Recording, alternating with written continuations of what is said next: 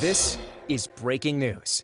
Right now, the Essex County Prosecutor's Office is holding a briefing on a missing 14-year-old, Jashyah Moore from East Orange, New Jersey. Let's go to it now. And there will be questions, will be available for questions after the prosecutor speaks.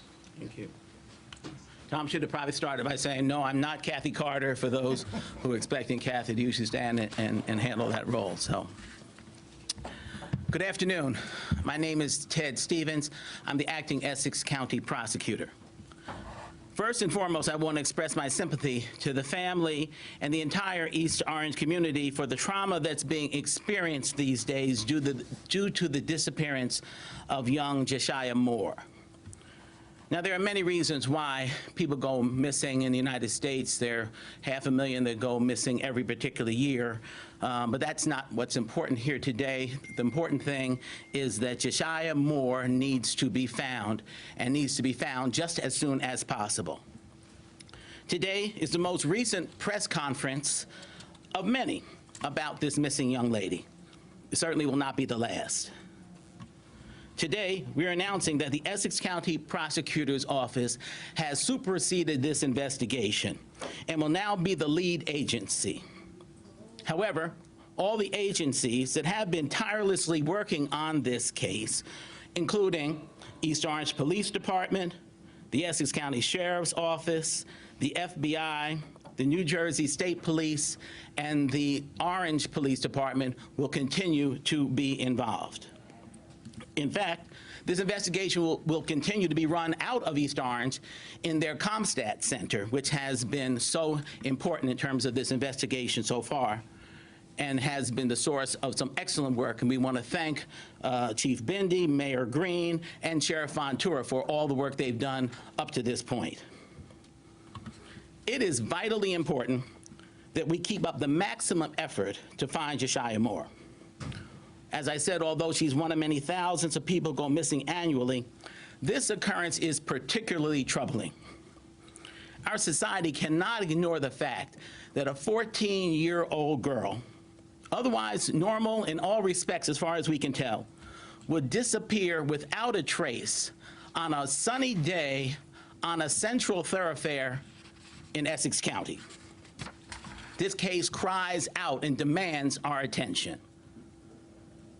Today, more than 50 members of law enforcement were in East Orange and Orange, retracing the steps, following up old leads, and reviewing new leads in an effort to ensure that no stone goes unturned. Yesterday, it was announced that the reward for this missing young lady was increased from $10,000 to $15,000. And I want to thank the concerned citizen who was responsible for adding that additional $5,000 to make that effort. This person clearly not only has concern, but they turned their concern into action. But today, I want to announce that we have unleashed the most intensive social media effort possible to seek the public's help. We will be utilizing the talent here at the Essex County Prosecutor's Office and with our local law enforcement partners, as well as the unparalleled resources at the FBI to saturate social media with Jashyah's image and a call to help in finding her. In closing, this case will most likely be solved because of the information provided by some other concerned citizen. Somewhere in the members of this community, they're going to be essential in moving this along. So we invite all people of goodwill to join us in this effort. Please provide any information which you have, no matter how minute you think it is, and we will follow. I promise you, we will follow all credible leads. Now, to join us today, I want to ask to come to the microphone some of our partners. I want to start with East Orange Chief of Police Phyllis Bindi.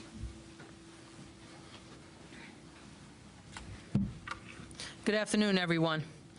Much to what the Essex County Prosecutor Stevens was saying, our #1 goal has been from day one with the lead of the mayor, and I'd like to thank the, I know the prosecutor did, but the great men and women of East Orange Police Department that have hit the ground running with this and have been seamlessly working with all of our partners throughout our county, state, and federal partners. With that being said, We are analyzing all data. We are following all leads to their logical conclusion. We appreciate that the reward was up to $15,000 with that gracious amount that was added to bring home Jashyah safely. We mentioned yesterday, but I'd like to mention it again, she has been added to the National Center for Missing and Exploited Children. And I would be remiss if I did not thank, once again, the media for keeping our search going, the information flowing, as the prosecutor said, for any and all leads that will bring our Jashyah home to us safely. Thank you once again. Thank you, Chief Bindi. Next, I'd like to ask to come forward the gentleman who's the head of everything that happens in the city of East Orange. He's been with this effort from the very beginning. Ladies and gentlemen, Mayor Ted Green. Good afternoon, everyone. Thank you, Prosecutor. Thank you to our Sheriff Department. Thank you to the FBI. Thank you to our Chief and all those who have been involved. Jashyah is our child, and our #1 priority is to make sure that with this collaboration is to bring that young lady home to her family. We are doing everything we can in the city of East Orange, but this partnership even gives us much more depth when it comes to trying to find this young lady. We making sure that even every city employee is involved. We got nonprofit organizations are involved now. Our fire department, they're doing their part. The police department has been doing their part. Our #1 goal to bring this young lady home to her family. Thank you. Thank you, Mayor. Now, a gentleman who's been our partner at the prosecutor's office, working with us hand in hand, the Dean of Law Enforcement in this county, Sheriff Fontura. Thank you.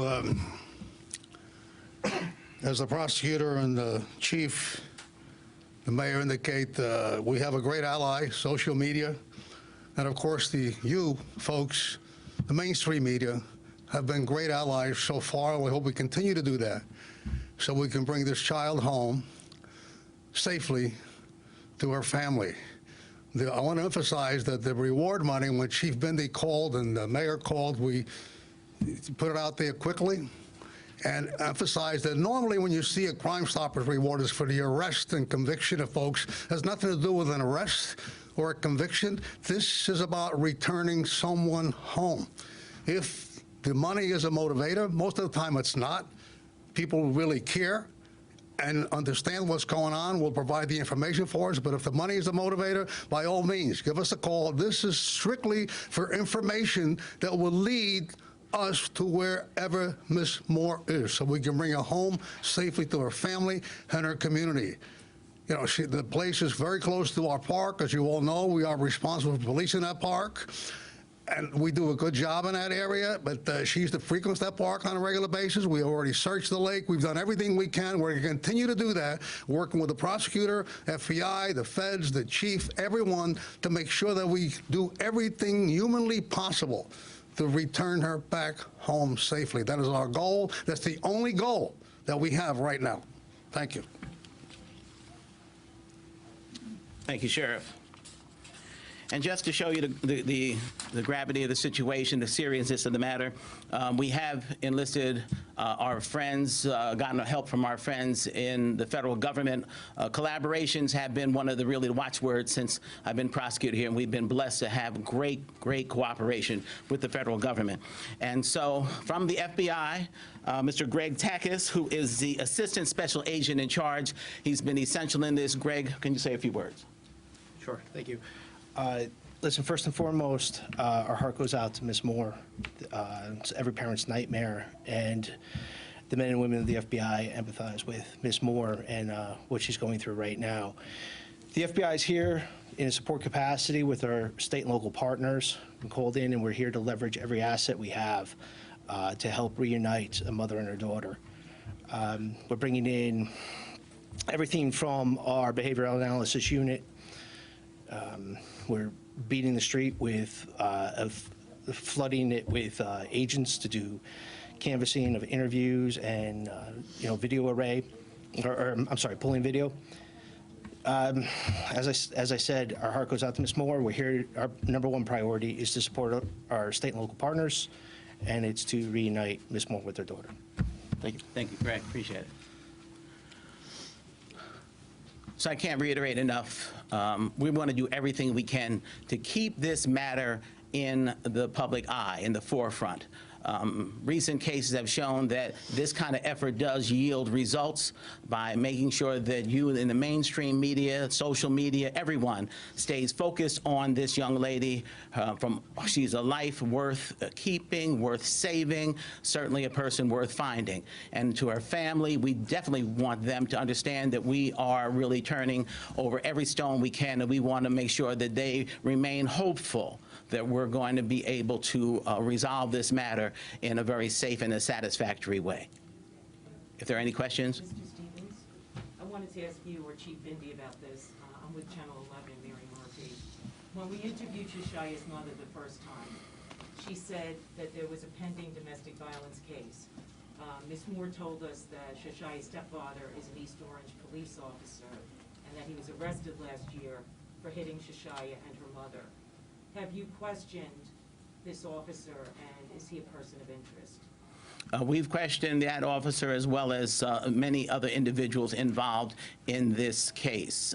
So with regard to individuals who are persons of interest, we're not at liberty to speak on that, but we certainly have all available individuals who have been brought to our attention have been questioned. And do you think there's any possible connection in her disappearance to that case? At this time, we're moving forward in all directions. We haven't focused on any one particular direction. And Astor with Black News Channel, can you confirm if Jashyah's stepfather was let go from the police department and if she was asked to testify against him regarding that domestic assault? No, I can't confirm or deny that. Can the chief confirm or deny that? I don't believe so. Is he suspended? Was he suspended after the arrest? Well, that would be a personnel matter with the city of East Orange. We're focused on finding Jashyah right now at this point. As I indicated, all people who are persons of interest are being pursued. Her mother said she likes to play video games. Have you looked at any of these games and whether or not they have chat capability? In terms of that in part of the investigation, that goes kind of deep into the weeds. We've looked at everything, and I think that anything involving social media, involving tech, we are looking at that first and foremost. You may or may not know our chief of detectives, Mitch McGuire, is a tech and more than an enthusiast and expert, so we're certainly looking at that sort of angle first and foremost. Is there any indication that she ran away or countered that anything that should have believed she was kidnapped or taken? We can, those are two of the many reasons why people disappear, whether it's kidnapped, run away, whether or not anything can go on. Everything is on the table. We're not pursuing any one particular lead. We haven't focused on any particular reason for her disappearance. But there's nothing you've seen that points in either direction. Nothing at this time that I can disclose, no. I'm going to go around the room that way. Antoine Lewis, Fox 5. October 14th was the last time she was seen. Has she been in school up to that point? Do we know anything about school? Has she been regularly attending school, like on the 13th? And since that was a Thursday, the 14th, the last thing, what do we know about her school habits and patterns? Was she regularly showing up to school? We've checked with school, and we, at this point, don't have any information to think that that is a reason for her disappearance. And that's the main thing I'm concerned about. Whether or not she was a good student or what her record was in terms of a truant or not is not anything that I can comment on at this particular time. Can you please talk about video surveillance, what you have video surveillance-wise, and if it shows anybody with her? Well, video is everything with us, and we've certainly gotten so much of it, and we've gone through. There was a report at one time that there was an individual in the store who may have been with her. We discounted that. It appears that she, as far as we can tell, that no one else was with her. Can you go through the video surveillance, what it shows, and what the path was? Not at this time. Are you going to release the surveillance video? Well, at the point where we feel that it's safe to do so and not impede the investigation. See, we don't want to put anything out there right now that might compromise the investigation. If someone is moving in one direction, we want them to continue to move unimpeded so that hopefully we can find them. Hi, Kimberly with WABC. A couple of questions following up with Sarah video. Have you obtained any other video? Find the video you have in the deli inside. There are video cameras everywhere, houses, neighboring businesses. Is there any way to trace her? Have you seen any video tracing a path where she may have gone? Well, as you can tell, as you know, this is an active investigation. So as we divulge the things which we've found out so far, that has a way of possibly interfering with where we're going to go next. The only thing I can say is that there is video, and we've captured all that we can and will continue to go through there. But the video is certainly a key aspect of this investigation. What about her cell phone? Have you pinged that? Have you had any hits on that? We've gone through cell phones, whether they're hers, whether they're family members, anyone associated with that. All phones have been checked out. Sorry? Are in play. Yep, they're all in play. Okay, They're all in two play. more quick things. We're hearing that Jashyah was known to hang out at this deli asking for money from customers. Have you heard anything of that? I have no information to that effect. Okay, she was registered at school in Irvington, but apparently recently moved 3 different times. Was there problems at home? I'm not aware of that. There would be a reason for her changing school. I have no information with regard to that, unfortunately. Yes. She was last seen October 14th, and I apologize if you said this earlier. When was she actually reported missing, and when did you guys get involved? I think it was the next day? The next day. Yeah, it was the next day. She was reported missing the next day. Yes. And when did you guys get involved? The prosecutors? Well, we've been involved throughout. The case was, we've just taken over the lead of this case, but we've been throughout in the background and supporting, really leading it, if you will, from the back, from the very beginning. So right now, we're just taking the lead in it, and we're dedicating resources on our end toward that effect. Mr. Stevens, you just said something interesting. I hate it when that happens. No, because of what I heard in the beginning. She disappeared October 14th. Her mother told us that she had reported her missing that night before dark. But you're telling us that it was the next day. My information was that it was the next day. Chief, when did you get? It was actually Would you that, come to the mic? Thank you very much. yes. It was actually that evening, but closer to almost midnight, so, So it was after dark that she was reported yes, missing? yes, ma'am, yes. And the FBI maybe could answer this question, Mr. Tekis. Sure. Jashyah's mother said the FBI asked her to take a polygraph lie detector test. Can you tell us what the results were? All our techniques, any techniques we're going to use in an investigation, we're not going to comment on during the investigation. So it would be inappropriate at this time to talk about any of that. Just one other question relating to social media and the PlayStation game. There was a case recently in New York, in Eastchester, where a boy, 14 years old, he was lured from Georgia to Eastchester by PlayStation, I believe. And the man drove 900 miles to meet him and then drove him back, and he was found in a closet, but he was found. Sure. Do you have any sense that PlayStation may have played a role in her disappearance, communications? No, nothing at this point. Nothing at this point, no. 2 more questions. Can I follow up on Antoine's question? He was saying that October 14th was a Thursday. Did she show up to school remotely or in person on Friday? She was reported as a possible runaway originally that evening, close to midnight, as we indicated. There's been no indication she's had any contact with school after the point that she's disappeared. So she was reported as a runaway, not... Originally, yes, the mother reported her as a runaway initially. Even though... done it before? Not that I'm aware of. Sheriff, could you talk a little bit more about Is it 2 more? the First Church? How large an area? What did you see? Where did you go? No, continuing investigation. No, not right now. We can't comment on that. But You talked about East Church Park and the lake. well, you know, again, there's a little gray area here. We're not going to be able to talk about that at this particular time. But I could tell you that any lead that comes in, we're going to follow up, including, you know, elsewhere. We're open all night, as you know, and our folks are here at night. If we get a lead at night, our people go out. If it's not in East Orange, if it's in Newark, if it's in somewhere else, we're going to take care of that. If not, we're going to call our partners of the feds or the state to follow up on those leads. So we please give us some leads. That's all we need from you guys. Thank you. Thank you very much, ladies and gentlemen.